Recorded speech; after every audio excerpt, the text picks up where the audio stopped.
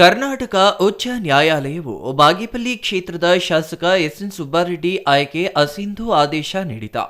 ಇದರ ಬೆನ್ನಲ್ಲೇ ಸಿಪಿಐಎಂ ಪಕ್ಷದಿಂದ ಚಿಕ್ಕಬಳ್ಳಾಪುರ ಪತ್ರಕರ್ತರ ಭವನದಲ್ಲಿ ಸುದ್ದಿಗೋಷ್ಠಿ ನಡೆಸಿ ಮಾತನಾಡಿದ ಸಿಪಿಐಎಂ ಪಕ್ಷದ ರಾಜ್ಯ ಸಮಿತಿ ಸದಸ್ಯ ಡಾಕ್ಟರ್ ಅನಿಲ್, ಸುಬ್ಬಾರೆಡ್ಡಿ ಅಕ್ರಮವಾಗಿ ಆಸ್ತಿ ಸಂಪಾದನೆ ಮಾಡಿದ್ದಾರೆ.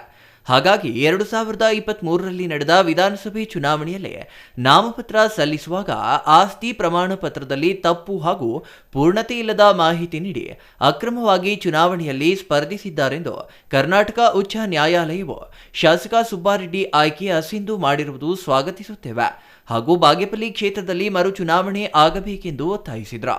ಇನ್ನು ಬಿಜೆಪಿ ಪಕ್ಷದಿಂದ ಬಾಗೇಪಲ್ಲಿ ಕ್ಷೇತ್ರದ ಅಭ್ಯರ್ಥಿಯಾಗಿ ಸಿ ಮುನಿರಾಜು ಕಾಂಗ್ರೆಸ್ ಶಾಸಕ ಸುಬ್ಬಾರೆಡ್ಡಿ ವಿರುದ್ಧ ವಿಧಾನಸಭೆ ಚುನಾವಣೆಗೆ ನಾಮಪತ್ರ ಸಲ್ಲಿಸಿದ ವೇಳೆ ಆಸ್ತಿ ಹಾಗೂ ಆದಾಯದ ಪ್ರಮಾಣ ಪತ್ರದಲ್ಲಿ ತಪ್ಪು ಮಾಹಿತಿ ನೀಡಿದ್ದಾರೆಂದು ಪ್ರಶ್ನಿಸಿ ಕೋರ್ಟ್ ಮೊರೆ ಹೋಗಿದ್ರ. ಕರ್ನಾಟಕ ಹೈಕೋರ್ಟ್ 2023ರ ಬಾಗೇಪಲ್ಲಿ ವಿಧಾನಸಭಾ ಚುನಾವಣೆಯಲ್ಲಿ ಕಾಂಗ್ರೆಸ್ನ ಎಸ್ಎನ್ ಸುಬ್ಬಾರೆಡ್ಡಿಯ ಜಯ ಅಸಿಂಧುಗೊಳಿಸುವಂತೆ ಆದೇಶ ಹೊರಡಿಸಿದ ನಂತರ ನನಗೆ 2ನೇ ಸ್ಥಾನದಲ್ಲಿ ಮತಗಳು ಬಂದಿದೆ, ನನ್ನನ್ನು ಶಾಸಕರಾಗಿ ಘೋಷಣೆ ಮಾಡಿ ಎಂದು ನ್ಯಾಯಾಧೀಶರ ಬಳಿ ಪ್ರಶ್ನೆ ಮಾಡಿದ್ದಾರೆ.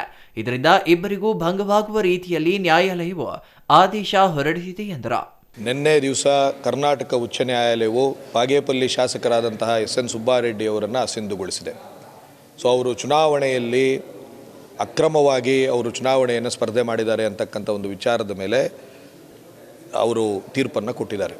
ಸೊ ಭಾರತ ಕಮ್ಯುನಿಸ್ಟ್ ಪಕ್ಷ ಮಾರ್ಕ್ಸ್ವಾದಿ ನಮ್ಮ ಒಂದು ಸ್ಪಷ್ಟವಾದಂತಹ ಒಂದು ಒತ್ತಾಯ ಏನಪ್ಪ ಅಂತಂದರೆ, ಈ ಕೂಡಲೇ ಅಲ್ಲಿ ಮರುಚುನಾವಣೆ ಆಗಬೇಕು, ಹೊಸ ಶಾಸಕರ ಆಯ್ಕೆಯ ಪ್ರಕ್ರಿಯೆ ಅಲ್ಲಿ ನಡಿಬೇಕು. ಅದೇ ಸಂದರ್ಭದಲ್ಲಿ ಏನು ಉಚ್ಚ ನ್ಯಾಯಾಲಯದ ಒಂದು ತೀರ್ಪಿದೆ ಅದನ್ನು ನಾವು ಸ್ವಾಗತ ಮಾಡ್ತಾ ಇದ್ದೇವೆ. ಅಲ್ಲಲ್ಲಿ ಈಗ ಅಕ್ರಮವಾಗಿ ಸಂಪಾದನೆ ಮಾಡಿರ್ತಕ್ಕಂಥ ಯಾರೇ ಆಗಲಿ ಅದನ್ನು ಸಕ್ರಮಗೊಳಿಸ್ತಕ್ಕಂಥದ್ದು ಅಷ್ಟು ಸಲೀಸಾದಂಥ ಕೆಲಸ ಅಲ್ಲ.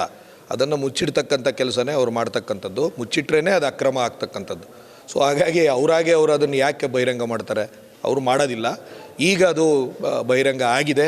ಮತ್ತು ಇವರು ಈ ರೀತಿಯಾದಂಥ ಅನೈತಿಕ ಸಂಪಾದನೆ ಅಕ್ರಮ ಆಸ್ತಿಯನ್ನು ಮಾಡ್ತಾ ಇದ್ದಾರೆ, ಅವರು ಆ ರೀತಿ ಮೇಲೆ ಬಂದವರು ಅಂತೇಳಿ ಕಮ್ಯುನಿಸ್ಟ್ ಪಕ್ಷ ಬಾಗೇಪಲ್ಲಿ ಜನತೆಗೆ ಅವರು ಬಂದಾಗಿನಿಂದಲೂ ಕೂಡ, ಅಂದರೆ 2013 ಅದಕ್ಕೂ ಮುಂಚೆ ಅವರೇನು ಸಮಾಜ ಸೇವಕರು ಅಂತ ಬಂದಿದ್ದರು ಅವತ್ತಿನಿಂದಲೂ ಕೂಡ ತಿಳಿಸ್ತಾ ಬಂದಿದ್ದೇವೆ. ಇವತ್ತು ಅದು ಸತ್ಯ ಆಗಿ ಹೊರಗೆ ಬಂದಿದೆ.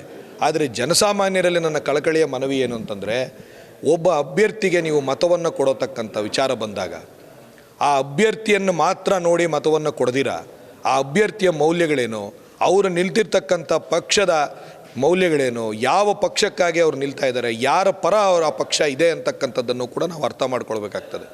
ಇವತ್ತು ಭಾರತ ದೇಶದಲ್ಲಿ ಈ ರೀತಿಯಾದಂತಹ ಚುನಾವಣೆ ವ್ಯವಸ್ಥೆಯಲ್ಲಿ ಏನು ನಡೀತಾ ಇದೆಯಪ್ಪ ಅಂತಂದರೆ, ಇವರು ಈ ರೀತಿಯ ಎಲ್ಲರೂ ಕೂಡ, ನೀವು JDS ಆಗಿರ್ಬೋದು, BJP ಆಗಿರ್ಬೋದು, ಕಾಂಗ್ರೆಸ್ ಆಗಿರ್ತಕ್ಕಂಥದ್ದಾಗಿರ್ಬೋದು, ಇದೇ ರೀತಿಯಾದಂತಹ ಚುನಾವಣೆಯನ್ನು ಅನೈತಿಕ ನೀತಿಯಲ್ಲಿ ಅವರು ನಡೆಸಲಿಕ್ಕೆ ಇಚ್ಛೆ ಪಡ್ತಾ ಇದ್ದಾರೆ. ಅವ್ರು ಹಾಗೆ ಮಾಡ್ತಾ ಇದ್ದಾರೆ ಕೂಡ.